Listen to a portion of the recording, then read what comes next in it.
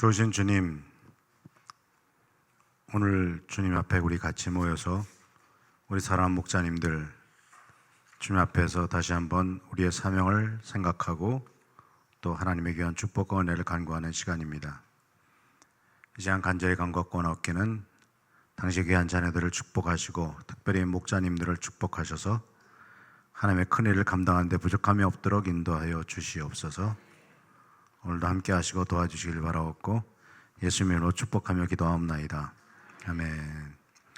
예, 저는 안산에서 목회를 하고 있는 박홍래 목사라고 합니다. 우리 정사영 목사님하고는 정 목사님께서 동산교회에 계실 때부터 계속 잘 알고 또 같이 셀 목회와 목자에 대해서 이런 부분에 대해서 제가 1996년부터 연구하고 공부하고 전 세계 다니고 우리 정 목사님하고도 인도네시아도 같이 갔다 왔고 이렇게 해서 셀 목회에 대한 목자에 대한 경험들이 좀 있기 때문에 저와 함께 저에게 말씀을 나눠달라고 하는 부탁을 한 것 같습니다.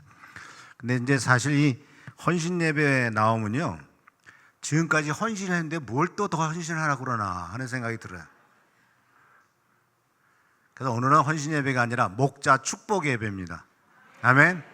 네, 박수. 목자님들 얼마나 고생하세요. 목자로 한마디로 말하면 누굴까요? 엄마예요. 근데 아까 보니까 할머니 목자도 많더라고. 근데 우리 집사람이 저도 이제 얼굴은 좀 젊어 보이지만 꽤 나이 연수가 됐거든요. 그래서 이제 손자 손녀들 다 있는데 우리 딸이 오랜만에 애를 낳는 바람에 우리 집사람이 저기 멀리 외국까지 가가지고 태어나기 전날 도착해가지고 태어난 날부터 100일 동안 분골쇄신 뼈를 갈아 넣어서 손자를 돌보다가 이제 오른쪽 어깨에 다 나가 버렸습니다. 인대가 2개가 끊어져 버렸어요. 그런데 우리 집사람이 아프다 그러면서 어떻게 해요? 너무 기뻐해요. 그렇게 이쁠 수가 없대요. 그렇죠. 결혼한 지 12년 만에 낳았으니. 그러니까 우리 집사람이 그렇게 미역국을 매일 끓여주면서 기특한 게 우리 딸애가 자기 자식 생각해가지고 하루에 3끼씩 꼬박꼬박 미역국을 먹더라는 거예요. 100일 동안. 와, 그러니까 안 해줄 수가 없는 거예요. 엄마가 해준 거 맛있다고 그렇게 잘 먹으니까 안 해줄 수가 없어요. 이렇게 할머니 되신 목자분들도 아마 그런 마음일 거예요. 아멘? 그죠? 그러니까 목자라고 하는 일들이 힘들고 어려운 건 사실이에요. 자식 키우기 얼마나 힘들어요. 우리 게 부목사가 있는데 부목사 사모가 이제 애를 낳았어요. 근데 사모가 가끔 내게 들리는 얘기가 뭔지 아세요? 난 독박 육아하고 있어 이러고 있어요. 독박 육아가 뭐죠? 나 혼자서 육아하고 있고 남편은 맨날 교회 나가서 일만 하고 있다고. 그게 30대의 젊은 엄마들의 생각인데 그럼 갖다 버릴래? 그랬더니 아니라고. 그래서 오늘 사실은 목자 여러분들에게 어떻게 하는 것이 좋겠다 이런저런 얘기를 많이 하겠지만은 그러나 목자 여러분들을 정말 칭찬하고 축하하고 축복하고 옆에 목자분들한테 축복합니다 3번만 하세요. 시작.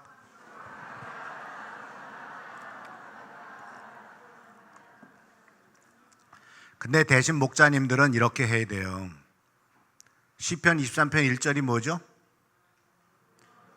여호와는 나의 목자시니 내가 부족함이 없으리로다 그랬잖아요. 정사영 목사님은 신광교회 목자시니 신광교회 성도들은 부족함이 없으리로다. 아멘. 소리가 너무 작으네요. 아멘. 그죠? 그 고백이 나올 만큼 우리 정 목사님이 열심을 내시고 있잖아요. 마찬가지로 우리 목자님들을 보면서 누구누구 목자는 나의 목자시니 누구누구 권사님은 나의 목자시니 나는 부족함이 없다. 아멘. 이 고백이 나올 수 있도록 목자님들은 그렇게 해야 될 것이고 또 좀 부족함이 있어도 우리는 이 목자님이 내게 부족함이 없도록 채워주시도록 내가 또 그렇게 기도해야 되겠지라고 하는 여러분 되시길 축원합니다.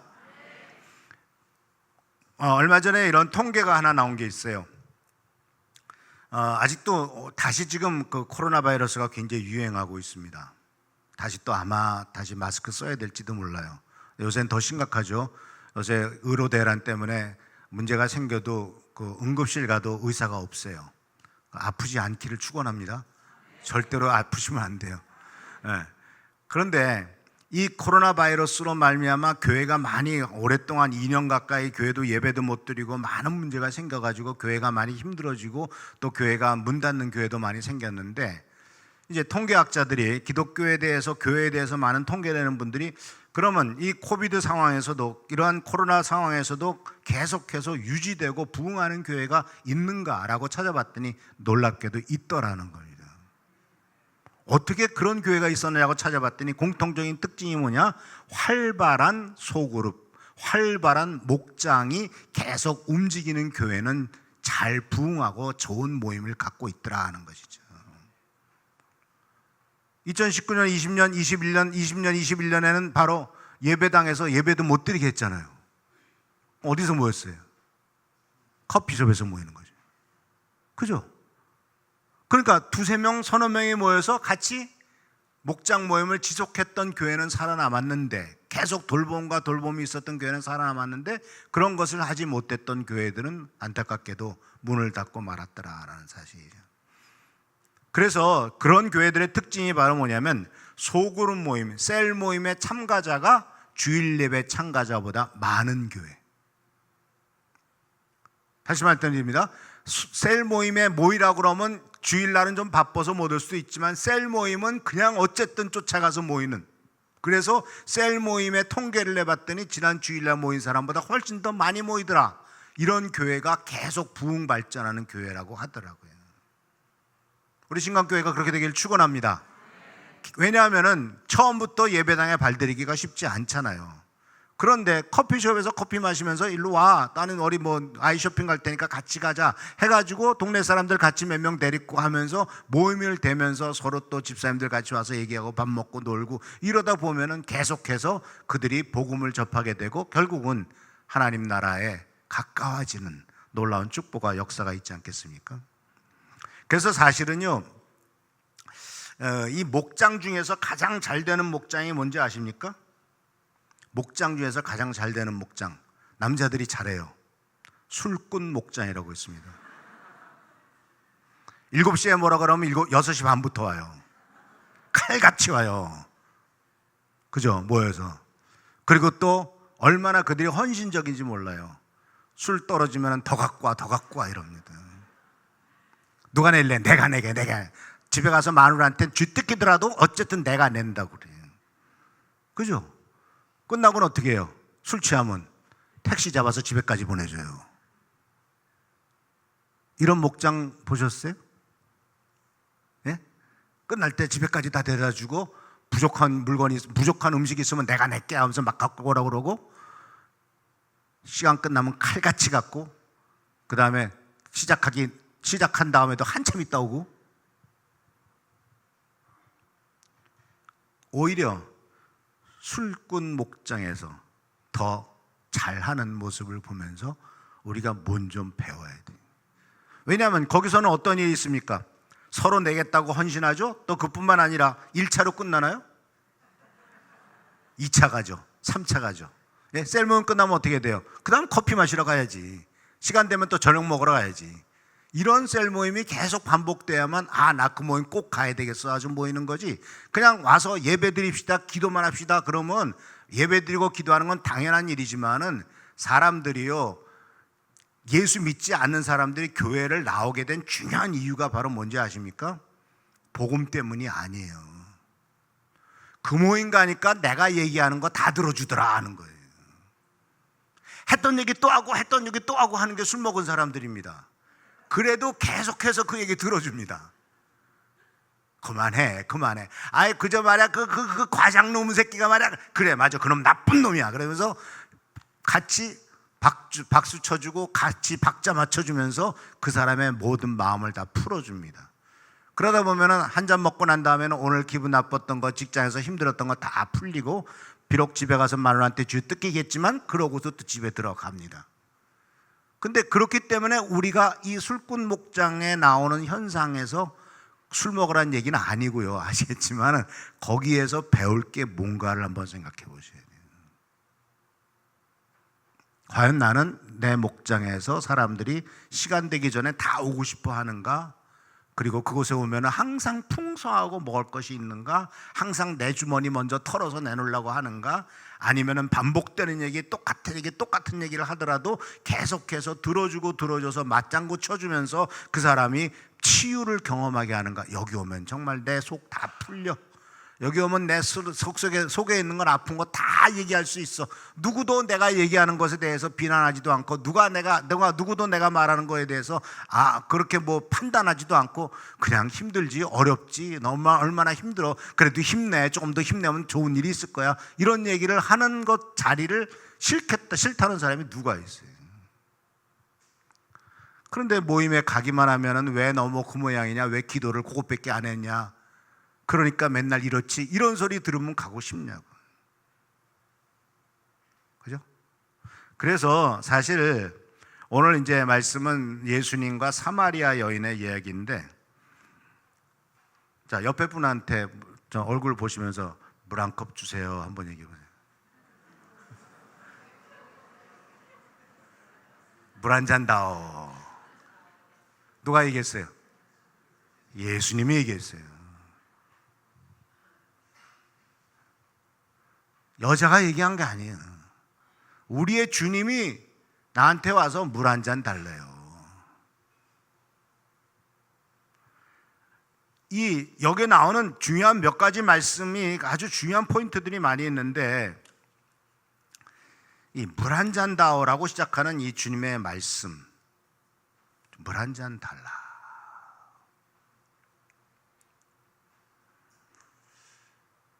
이 말에는요, 아시다시피 이 예수님은 사마리아 여인에게 다가갔어요. 그 당시에는요, 남자가 여자한테 얘기 안 해요. 더군다나 유대인들은 사마리아 사람들을 아주 더러운 사람들로 여겼어요. 역사적인 배경 속에서. 그런데 주님은 이 여인에게 다가가서 물 한 잔을 달라고 하는 겁니다. 이게 지금 무슨 뜻이냐면은, 너와 나 사이에는 많은 장벽이 있는데 그래도 나는 지금 부족한 것이 있기 때문에 너에게 뭐 좀 부탁을 하겠다라고 하는 거예요. 그래서 목자들은요, 잘 들으세요. 목자들은 상처받는 걸 두려워해서는 안 됩니다. 이걸 영어로는 vulnerability라고 말하는데, 이게 무슨 뜻이냐면 상처받기 쉬운 존재라는 겁니다.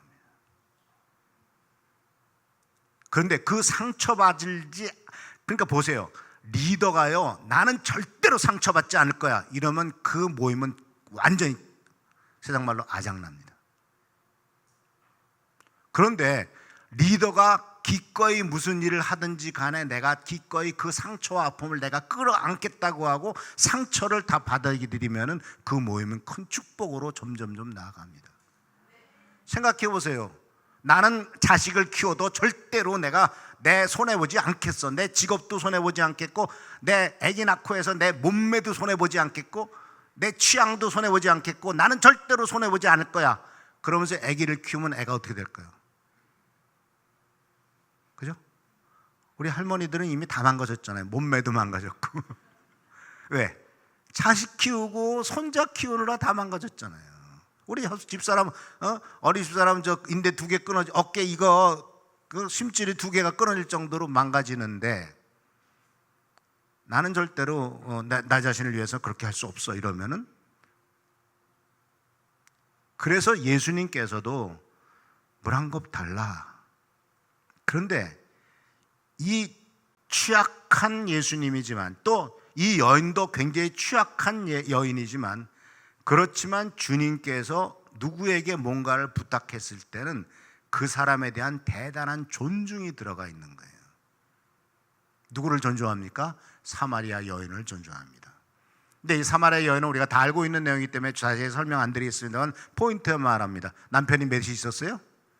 5이 있었어요. 지금 있는 남편도 남편이 아니에요.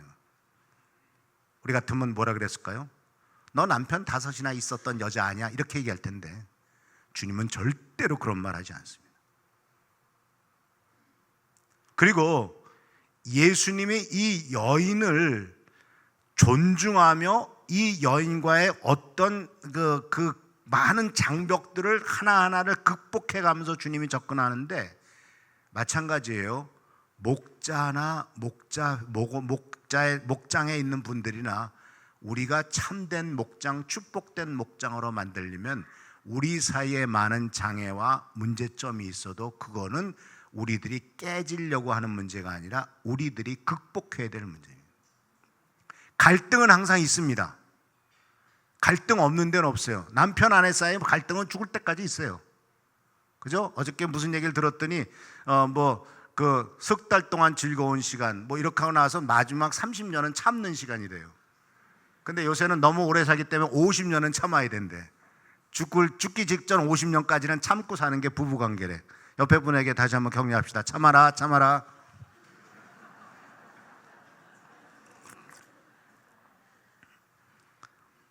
예수님께서도 이 여인을 존중하고 그리고 이 여인과의 차이의 문제점을 극복해 나가면서 이 여인으로부터 이제 이야기를 끄집어냅니다. 그래서 예수님이 뭘 요구하셨죠? 물 한 잔 달라고 그랬어요. 그랬더니 나오는 얘기가 바로 뭐냐면은, 당신은 유대 사람인데 사마리아 여인인 나에게 어떻게 물을 달라고 합니까? 그리고 유대 사람은 사마리아 여인과 상종하지 않기 때문이다. 제가는 이제 제 번역은 조금 다릅니다. 유대 사람은 사마리아 사람과 상종하지 않는다고 그랬는데, 여기에 나오는 말씀이 무슨 뜻이냐면, 유대 사람은 사마리아 사람들의 물건을 같이 공유하지 않는다는 겁니다. 그 당시에는요, 두레박이 있었어요. 우물이 있었는데 지금처럼 항상 우물에 두레박을 비치해 놓는 시대가 아니에요. 자기 두레박을 갖고 다녀요. 이렇게 둘둘 말아서 두레박을 갖고 다니고 가운데 나무를 껴가지고 이제 물속에서 내려서 건져가지고 그것을 먹거든요. 그러니까 그 두레박은 이 여인만 쓰는 거예요. 그러면 주님은 컵도 없어요. 예수님께 뭐라고 그랬어요? 여인이 당신은 물 그릇 그릇도 없으면서 무슨 물을 준다고 그러냐 이러면서 핀잔하는데, 그러면 예수님께서 나에게 물 한 잔을 달라고 했을 때 이 여인의 예수님께서 무엇을 말씀하신 거냐면, 당신의 컵을 내가 쓰겠다는 겁니다. 그건 굉장히 기쁜 뜻이에요. 왜냐하면 유대인들은 사마리아 사람들을 더럽다고 여겨요. 그가 가진 것도 더러운 거예요. 그렇기 때문에 어떻게 그 여인이 입대고 먹었던 그 컵을 내가 마시겠다는 거냐. 근데 주님은 물 한 잔을 달라고 얘기를 해요. 이 속에서는 예수님께서 얼마나 이 여인을 존중하고 이 여인에 대해서 최대한으로 정말 사랑으로 대화하는지 우리가 볼 수가 있어요. 그런데 중요한 것은요, 다음 단계로서 우리가 셀리더로서 우리가 해야 될 것은, 첫 번째는 우리가 바로 뭐냐면은 겸손하게 우리들 자신을 다가가서 우리들 자신을 높이는 것이 아니라 상대방을 높이는 태도를 가지는 것이 첫 번째이고요. 두 번째는 바로 뭐냐면, 이 대화 속에서 주님은 왜 물 달라고 했을까요? 목말르신 것도 있어요. 근데 왜 물을 달라고 그랬을까요? 이 여인의 문제점을 파악하기 위한 거였습니다. 그래서 사랑하는 성도 여러분, 목자 여러분, 우리가 목자로서 첫 번째 해야 될 일은 바로 뭐냐면 많이 들어주는 거예요. 뭘 하라고요? 많이 들어주세요. 30분 얘기하면 더 얘기하라고 그러세요. 1시간 얘기하면 더 할 말 없어? 이렇게 얘기하세요. 실컷 얘기하도록 하세요. 상담 오면요, 어떤 사람이 상담하러 오면요, 실컷 얘기하면 끝나요. 왜냐하면 해답이 없어서 온 게 아니에요. 내 얘기 들어줄 사람 찾으러 온 거예요. 지금은 돈 내고 얘기 들어주는 세상입니다. 누가? 상담가들이, 또 정신과 의사들이. 정신과 의사들 상담하러 가면 뭐예요? 정신과 의사가 무슨 말하든가요? 안 해요. 가만히 앉아서 물어만 봐요. 그래서요. 그런데요, 조금 더 얘기해 보시죠. 그리고 1시간, 2시간 얘기하고 10만 원 내고 와야 돼요. 그런데 왜 사람들이 그렇게 찾으러 갈까요? 그 얘기하러 갈까요? 아무도 안 들어주니까. 그래서 사람들의 제일 큰 분반이 뭔지 아시죠? 제발 내 얘기 좀 들어보고 얘기하라고. 우리들은 어떻게 합니까? 벌써 누가 얘기를 하면 벌써 판단이 딱 들어와요. 저건 무슨 얘기 하려는 거지? 특히 이제 남자들은 그게 약해요. 무슨 얘기 딱 끝나면 돈 없다는 거지? 그죠? 조금 더 지나가면 왜 돈 있는 남자랑 살지 그랬어? 이렇게 되면 이제 싸움 나는 거죠. 그래서 잘 들어주셔야 돼요. 무조건 차근차근 잘 들어주시는 것. 그러면서 들으면서 뭘 해야 되냐면 이 사람이 듣는 것을 통해서 이 사람이 말하는 것과 그 뒤에 감추어진 욕구가 뭐냐를 파악하는 거예요. 겉으로 드러난 얘기와 속에 감추어진 욕구가 다릅니다. 그걸 판단할 줄 아는 게 바로 목자의 중요한 역할이에요. 그렇잖아요. 우리 어르신들, 이제 고향에 계신 어르신들이 고향에 됐을 때 저 추석이나 명절 돼 가지고 지금 갈게요 그러면은 뭐냐 힘든데 그렇게 얘기는 해놓고 그날을 아침부터 문 앞에 나와서 기다리잖아요. 그게 무슨 얘기냐면 입의 얘기와 마음의 원함을 그 차이를 파악할 줄 아는 게 훌륭한 리더예요. 그래서 이것은 어떻게 이어지냐면요. 자, 이 복음 아시죠?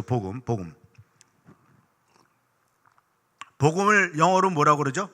굿뉴스예요. 따라합시다. 굿뉴스. 자, 근데 주님께서 아주 멋있는 말 하셨어요. 무슨 말씀하셨냐면 환자에게 의사가 필요하지 건강한 사람에게는 의사가 필요하지 않다라는 겁니다. 자, 의사를 굿뉴스라고 생각합시다. 그러면 이 의사라는 굿뉴스는 누가 필요해요? 환자에게 필요한 거예요. 그래서 이 굿뉴스는 뭐와 연결시켜야 되냐면 굿의 반대가 뭐냐면 bad잖아요. 나쁜 거잖아요. 그러니까 굿뉴스를 찾기 위해서는 굿뉴스가 필요한 사람은 배드뉴스, 나쁜 소식을 갖고 있는 사람이에요. 나쁜 소식을 갖고 있는 사람에게 굿뉴스가 되는 거지. 지금 배가 조금 아까 뷔페 가서 실컷 먹고 왔는데 밥 먹을래? 이러면 그거 굿뉴스가 아니에요. 근데 사흘 굶은 사람에게 라면 끓여줄까? 이건 굿뉴스예요. 굿뉴스를 그냥 뭐 복음 얘기를 너무 이렇게 성경적으로만 생각하지 말고 우리가 매일매일 셀 목장에서 이렇게 사람들과 함께 대화해 가면서 이 사람에게서 이야기 속에서 나타나는 이 사람의 나쁜 소식이 뭐냐? 병들었다. 나쁜 소식이에요. 문제가 터졌다. 나쁜 소식이에요. 이게 해결이 안 된다. 그건 나쁜 소식이에요. 아주 사람들은 다양한 나쁜 소식을 갖고 있습니다. 그리고 다양한 나쁜 소식을 파악할 줄 아는 게 바로 리더들이 해야 될 일이에요. 왜냐하면 병원에 가면은 먼저 뭐부터 하죠? 진단부터 해요. 병원에 가서 갑자기 주사 놓고 갑자기 약 처방 안 해요. 어디가 아프십니까? 언제부터 아픕니까? 무엇이 문제가 있습니까? 혹시 병력이 있습니까? 또는 부모님이나 어르신 중에서 이런 병 때문에 고생하신 분이 있습니까? 쭉 물어보죠.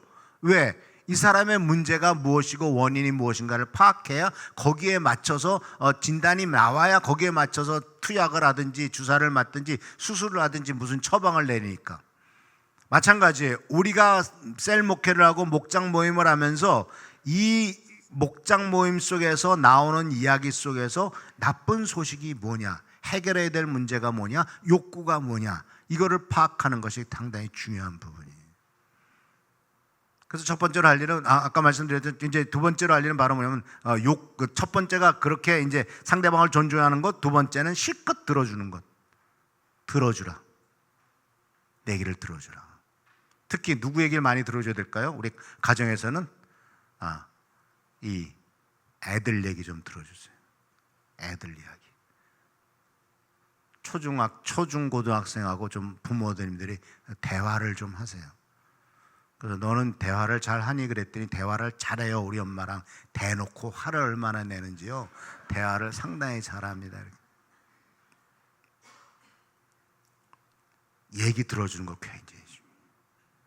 들어야 그 욕구를 파악하고 들어야 어떻게 해야 될 걸 보죠. 요새 저 금요일날 토요일날 저녁 때 보는 굿 파트너즈라는 드라마 보시는 분 계시나요? 안 보시나요? 거룩하신 분들이라서 그런 거 안 보나? 예, 굿 파트너즈를 한번 보세요.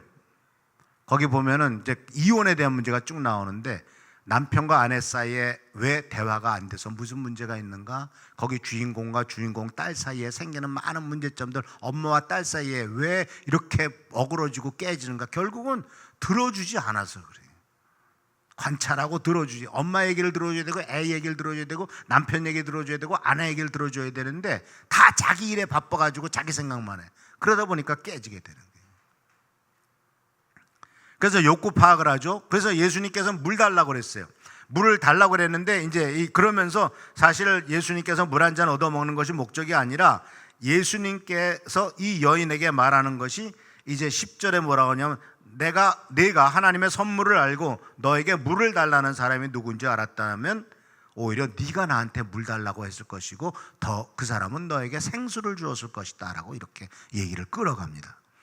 자, 이 물 얘기가 어디로 나가냐면은 예수님께서는 이 여인이 대낮에 물길로 왔다는 사실에서부터 시작해서 대낮에 물길로 온 여자가 감추어진 어떤 욕망과 다양한 문제점들을 거기서 파악하기 시작합니다. 그리고 혼자서 물길로 가지 않잖아요. 여자분들은 화장실도 같이 가는데 그죠? 혼자 안 가잖아요. 같이 가는데 물길로는 절대로 혼자 안 오죠. 여러 명이 같이 오는데 대낮에 이 사람이 혼자 왔단 말이에요. 그럼 뭔가 문제가 있는 거예요. 그 문제는 나중에 예수님께서 파악해내죠. 그래서 이 물을 달라고 하니까 예수님께서 뭐라고 말씀하세요? 내 남편을 데려오라고 말씀하십니다. 그러니까 예수님은 정확하게 문제를 찍는 거예요. 이 사람에게 있어서, 이 여인에게 있어서의 물이라고 하는 것은 물질적인 욕구냐, 물리적인 욕구냐, 아니면은 영적인 욕구냐, 아니면은 심정적인 욕구냐, 이거를 파악하는 거죠. 그냥 물 한 잔이 단순한 물 한 잔이 아니에요. 그 물 속에서는 이 여인이 뭐라고 그래요? 다시는 물 길르지 오지 않을 수 될 수 있을 만큼 이런 물을 달라고. 물 길러 오지 않을 수 있는 것. 영적으로도 마찬가지예요. 굳이 물 길러 오지 않으려고 하는 것. 이 목장 모임을 하고 정말 목장 모임을 계속 채워지면은 굳이 그 부흥회 안 해도 돼요. 왜 자꾸 채우려고 합니까? 떨어지니까 채우려고 하는 거지. 그런데 주님께서 하신 말씀은 바로 뭐냐면, 주님께서는 내가 내게 생수를 채운다는 말씀도 하셨지만 더 중요한 말씀이 바로 뭐냐면, 내가 너에게 내 배에서 생수가 터져 나오게 하겠다는 겁니다. 내 속에서 생수가 터져 나와야 하나님께서 역사하시는 것이지, 이 물을 받아다가 남 주고 마시면 또 물 채우러 가야 되고, 마다 마시면 또 없어지면 또 채우러 가야 되고, 맨날 이렇게 하기를 주님이 원치 않고, 주님이 원하시는 것은 생수의 강이 너의 속에서부터 터져 나오기를 원하시는 거예요. 이런 축복 있기를 축원합니다. 근데 그 모임은 어디에서부터? 바로 가까운 셀 모임 안에서, 목장 모임 안에서 계속해서 생수가 터지게 만들어야죠. 그런데 이미 여러분들은 주님께서 주신 생수의 강이 넘칠 줄 믿습니다. 그런데 가끔 물이 떨어지죠. 그러면 어떻게 해야 돼요? 마중물을 붓는 거죠. 아시죠? 마중물이라고 들어보셨나요? 저 펌프가 물 쭉 내려가면 위에다가 물 붓고 그러면 물이 쫙 나와요. 그런데 가끔 인생은 물이 떨어질 때도 있어요. 그럼 셀 모임에 가서 마중물을 붓는 거예요. 권사님으로부터 마중물 붓고, 또 장로님부터 마중물 붓고, 집사님부터 마중물을 부어가지고 채워서 또 몇 번 휘둘리고, 기도 30분 1시간 하면 또 펑 터져 나온다고. 그러니까 우리는 그러한 놀라운 은혜가 있고 이미 그런 경험들이 다 있잖아요. 아무리 힘들어도 2시간만 기도해봐요. 다시 한번 힘이 나지. 왜? 성령의 놀라운 능력과, 성령의 능력은 한마디로 말하면 뭐냐면 에너지예요. 영적인 에너지도 되고, 또 주님께서 뭐라고 말씀하셨어요? 이사야서에 여호와를 앙망하는 자는 새 힘을 얻겠다. 뉴 에너지예요. 에너자이저야, 에너자이저. 주님이 나에게 계속해서 힘과 능력을 해서 그렇게 일어날 수 있도록 도와주는데, 그것이 바로 성령께서 주시는 힘이죠. 여러분들 배고프면 밥 먹어야 일할 수 있잖아요. 움직일 수 있잖아요. 영적으로 하나님의 놀라운 영이 우리 속에 임해가지고 그것이 나에게 힘이 되는 거죠. 자, 그래서 이 여인은 이 물리적인 욕구를 가지고 주님께서는 그것을 영적인 욕구로 파악을 합니다. 그래서 남편을 데려오라고 그러는데 이 여자가 아주 멋진 말을 합니다. 없습니다. 예수님의 대답은 맞다. 따라합시다. 없습니다. 맞다. 이 굉장히 깊은 뜻이 있는 거예요. 남편 5이나 있었으면서 이렇게 얘기하지 시작하지 않으셨어요. 맞다. 네 말이 맞다.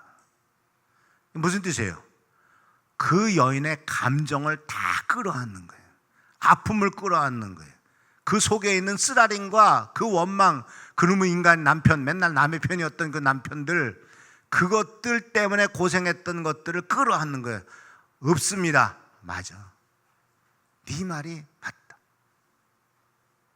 여기서 뭘 배우죠? 대화법을 배워요. 셀 모임에서 누가 무슨 소리 하면 맞아. 그렇게 얘기하시기 바랍니다. 네 말이 맞다. 그래서 뒤에서 또 찝어주죠. 맞아. 이번 있는 것도 네 남편 아니지.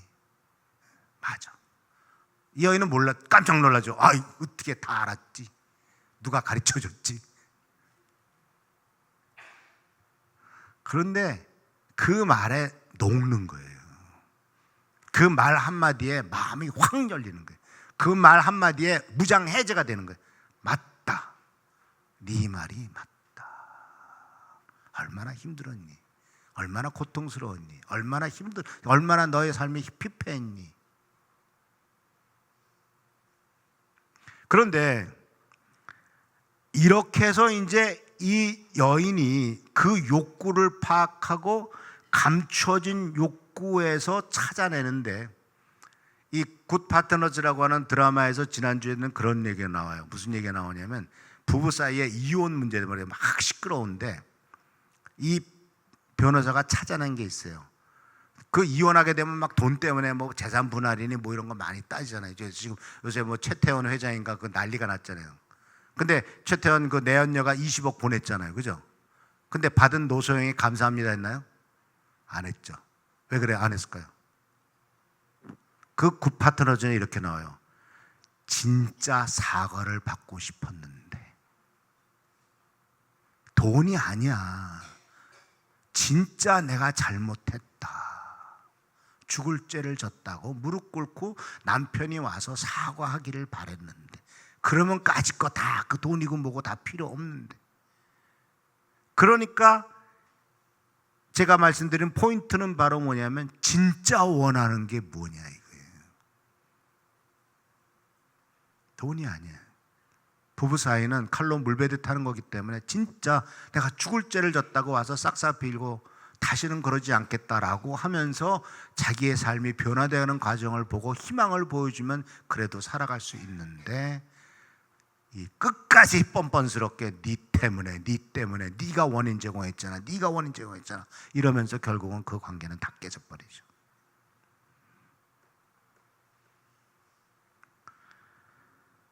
그래서 사실은 이 외적인 욕구와 감추어진 욕구를 파악하는 것만큼 중요한 부분은 없습니다. 우리 셀 리더 여러분들은 셀 회원들과 같이 대화를 하면서 그 속에 감추어진 욕구, 그 속에 원하는 것이 뭔가를 충분히 끌어내시길 바랍니다. 물론 우리가 우리의 힘으로 다 해줄 수는 없어요. 그러나 저 사람이 내가 뭘 원하는 걸 알고 있구나까지만 해도 그것은 성공한 거예요. 저 사람이 내가 뭘 원하는 걸 다 이해하고 있구나. 지금 형편이 안 돼서 못 해주는 거지, 내가 원하는 걸 알지도 못해 이러면 속 터지기 시작하지만, 내가 원하는 걸 저 사람은 다 알아 이러면은 이제 희망을 갖기 시작하죠. 뭔가 좀 해줄 수 있겠지. 그런데 그 다음에 이 여인이 어디 가서 예배 드려야 됩니까? 이런 말이 탁 터져 나와요. 그죠? 남편 데려오라고 그랬더니 없다고 그래서 예수님께서 그래 네 말이 맞다 그랬더니 뭐라 그래요? 어디 가서 예배를 드려야 됩니까? 당신의 조상은 예루살렘에서 예배 드려야 된다고 그러고 우리 조상들은 그리심산에서 예배 드려야 된다고 하는데 어디 가서 예배를 드려야 됩니까? 이것은 이렇게 해석이 되더라고요. 내 죄가 드러났어. 나의 잘못한 게 다 드러났어. 내 문제점이 다 드러났어. 그러면 뭘 질문해야 될까요? 어디 가서 해결해야 됩니까? 어디 가서 그 문제를 해결해야 됩니까? 누가 그 문제를 해결해 줄 수 있습니까? 내가 남편 5이나 있었던 것, 이런 모습들 정말 사회적으로 매장당하고 또 내 죄악이 다 드러났는데 도대체 어디 가서 내가 제사를 드려야 되고 어디 가서 예배를 드려야 되고 어디 가서 내 이 쓰라림을 해결할 수가 있겠습니까? 그런데 이 질문은요, 어디 가서 예배 드려야 되는 이 질문은 굉장히 뿌리 깊은 질문이에요. 무슨 말씀이냐면 이 사마리아 여인이 물어봤을 때 이 질문의 배경에는 1000년의 세월이 있었어요. 예수님이 계실 때가 그러니까 AD 뭐 20년, 30년이나 30년이라고 칩시다. 남과 북이, 이스라엘 나라가 남과 북이 갈렸잖아요. 언제 갈렸냐면 솔로몬이 죽고 난 다음에 갈라졌잖아요. 그 BC 대개 920년 정도로 봅니다. 그렇고 나서 어떻게 됐어요? 남쪽에서 예배는 예루살렘에서 드렸고 북쪽에 여로보암이라고 하는 왕은 자꾸 북에 있는 이스라엘 사람들이 예루살렘으로 예배 드리러 간다고, 제사 드리러 간다고 그러니까 계속해서 가다 보면 문제가 생길 것 같으니까 어떻게 했어요?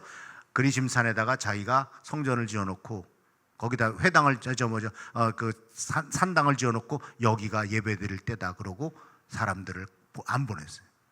그러고 나서 이제 아시리아라고 하는 나라가 722년에 그 나라를 점령하면서 그 북이스라엘은 없어져 버리고 거기에 사마리아 사람들이 생기기 시작하죠. 그 역사는 뭐 대단히 깁니다만은 어쨌든 1000년 전에 어디서 예배를 드려야 되느냐라고 하는 문제가 나왔고 유대인들은 예루살렘하고 사마리아 사람들은 아니야 그리심산이야 이 가지고 1000년을 싸우고 있는데 1000년 동안 싸우던 얘기는 무슨 얘기냐면은 이 사마리아 사람들의 1000년 동안의 욕구, 내가 과연 올바른 데서 예배드리고 있고 올바른 곳에서 하나님을 만나고 있는가라고 하는 그 욕구가 그 말 속에서 터져 나오는 거죠. 그래서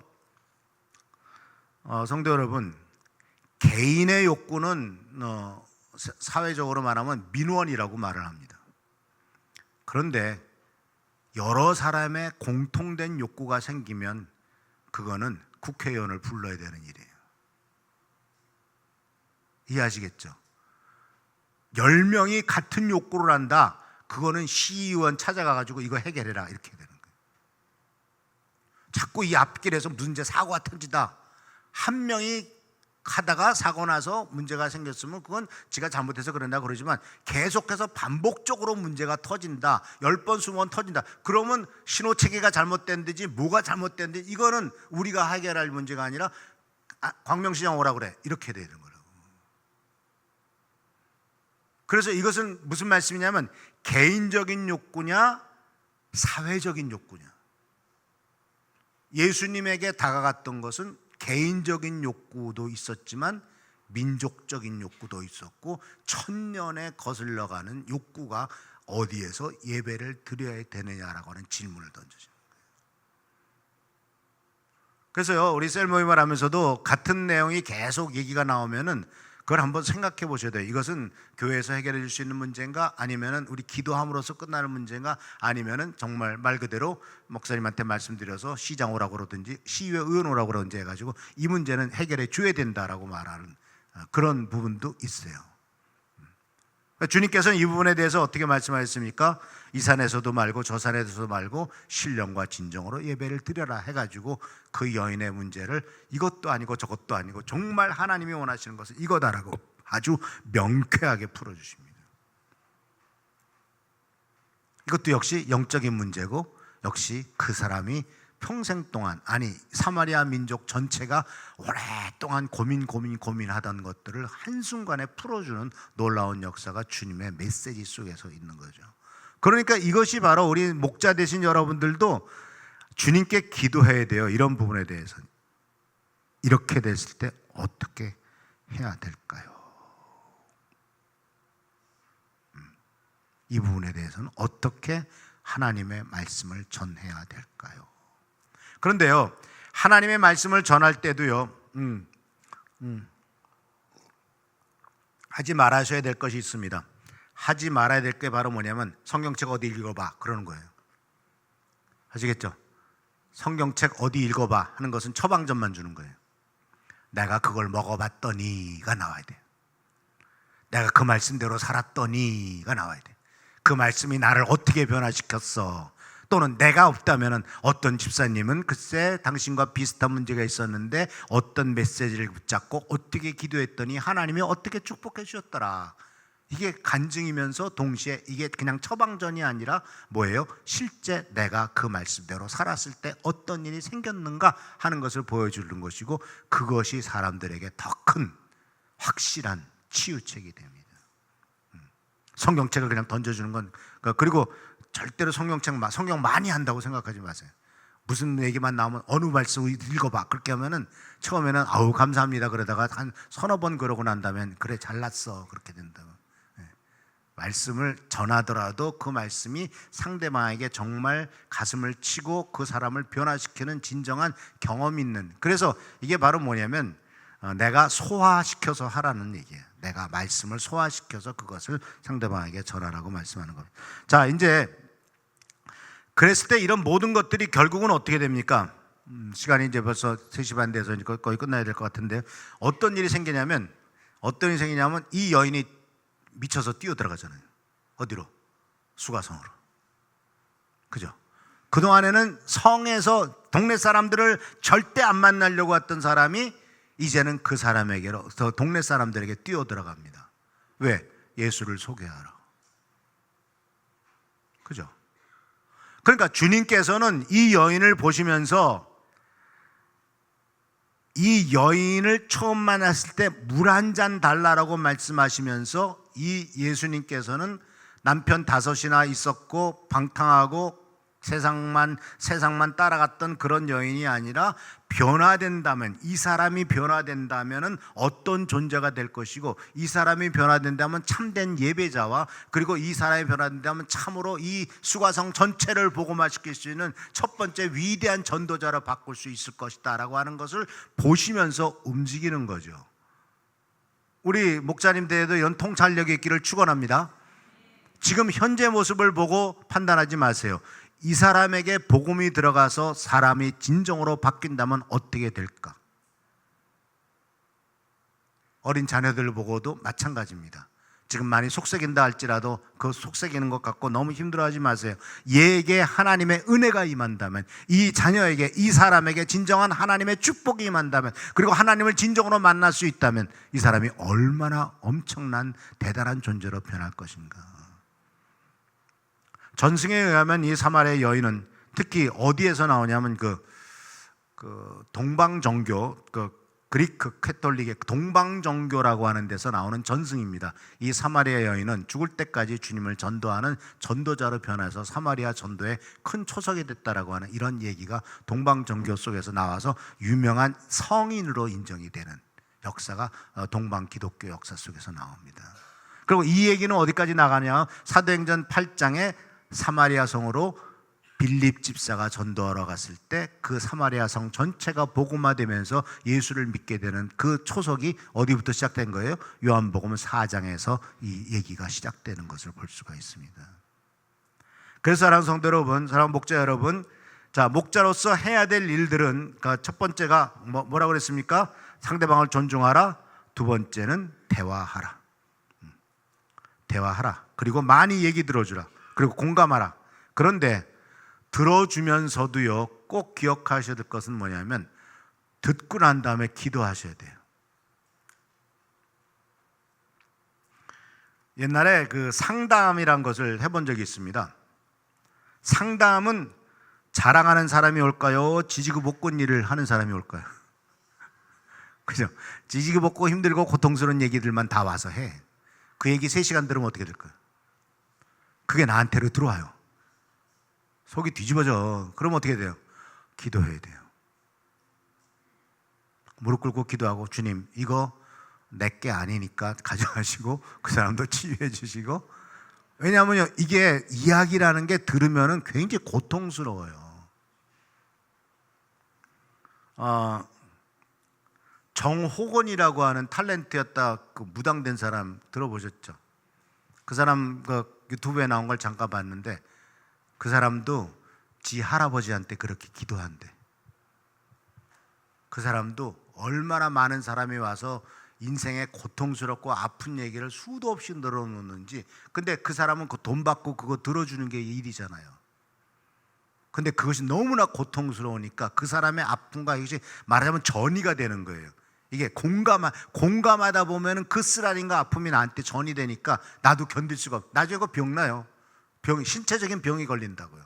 그렇기 때문에 우리가 셀 리더들이 정말 그런 얘기를 들으면서 기도하면서 그 십자가의 방패와 이런 것들을 해야 되는, 뭐 우리 정 목사님과 같이 이제 내적 치유도 많이 교회에서 가시지만은 꼭 그 내적 치유나 이런 과정 속에서 꼭 해야 될 게 먼저 방패 기도예요. 방패 기도 아시죠? 여기에서 쫓겨난 귀신은 절대로 내 딸이나 내 자식이나 어린 자녀들에게 범접하지 못할 것을 선포한다 하고 예수의 피로 다 덮는다. 그러고 나서 내적 치유하면서 모든 것을 쫓아내고 또 역사를 일으켜야지. 잘못하면은 그 악한 귀신들이 자기를 방어할 수 있는 능력이 없는 사람들에게 들어간단 말이에요. 그래서 이 대화할 때 꼭 해야 될 것은 바로 자기 자신의 회복 과정이 필요해요. 자기 자신의 회복. 그래서 그게 힘들어서 목자 못하겠다고 하는 사람도 나올 수 있어요. 맨날 그런 소리만 듣다 보면 얼마나 힘들어요. 근데 살다 보면은 3년 전에 돈 없다고 그러는데 지금도 없어. 평생 없겠지. 근데 여전히 계속 같은 소리 들다 보면 지겹잖아요. 그래도 어떻게 해요? 들어줘야지. 사람이 왜 반복해서 얘기할까요? 해결이 안 됐으니까 얘기하는 거예요. 해결되면 얘기 안 해요. 계속 우리가 그걸 생각하시고, 그리고 아까 말씀드렸던 욕구 파악, 외적인 욕구, 내적인 욕구, 영적 욕구, 그리고 또 욕구를 어떻게 충족해야 될 것인가 하는 것이고, 그리고 마지막 목적이 있습니다. 마지막 목적은 사마리아 여인이 복음을 전하고 나서 사마리아 사람이 이렇게 말합니다. 우리는 그 말씀을 직접 들어보고 이분이 참으로 세상의 구주이심을 알았다. 우리 목자 여러분들은 그러니까 물론 지금 예수님이 직접 나타나셔서 말씀하신 시대는 아니지만 목자 여러분들이 수고하시고 노력하면서 말씀을 전한 말씀에서 예수님이 참된 구세주이시고 나의 주님이시구나 하는 것을 알게 되었습니다 라고 하는 고백이 나오는 것, 이것이 목표예요. 아멘. 네. 그래서 목자님도 훌륭하신 분이고 참 목사님도 칭찬받아야 되지만 궁극적인 목표는 그렇게 돼서 사마리아 성 전체가 변화되는 겁니다. 그런데 중요한 것은요, 한마디만 더 말씀드리겠습니다. 중요한 것은